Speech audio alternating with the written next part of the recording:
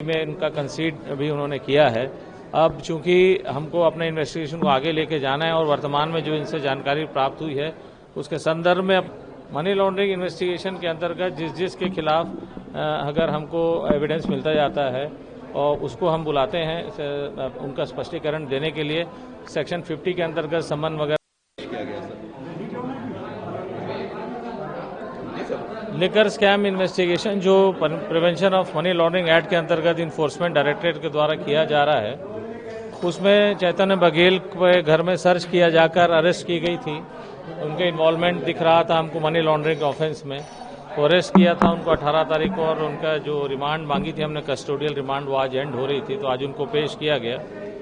Investigation के दौरान बहुत सारे सवालात उनसे किए गए, बहुत सारे डॉक्यूमेंट से कन्फ्रंट कराया गया, स्टेटमेंट से कन्फ्रंट कराया गया, जिसमें कई में उनका कंसीड भी उन्होंने किया है।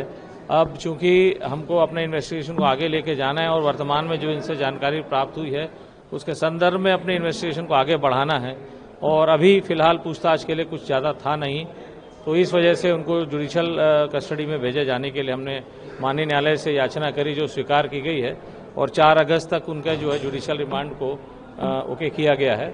भविष्य में अगर हमको ऐसा लगेगा कि हमें कुछ पूछताछ की और आवश्यकता है तो न्यायालय की अनुमति लेकर जेल में की जा सकती है।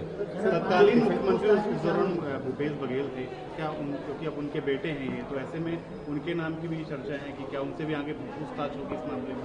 मनी लॉन्ड्रिंग इन्वेस्टिगेशन के अंतर्गत जिसके खिलाफ अगर हमको एविडेंस मिलता जाता है और उसको हम बुलाते हैं उनका स्पष्टीकरण देने के लिए सेक्शन 50 के अंतर्गत समन वगैरह हम देते हैं, जिसमें कि यदि उनका इन्वॉल्वमेंट किसी प्रकार से दिख रहा है प्रोसीड्स ऑफ क्राइम में, तो उनको मौका दिया जाता है कि वो उस संपत्ति के स्रोत के बारे में उचित जानकारी दें।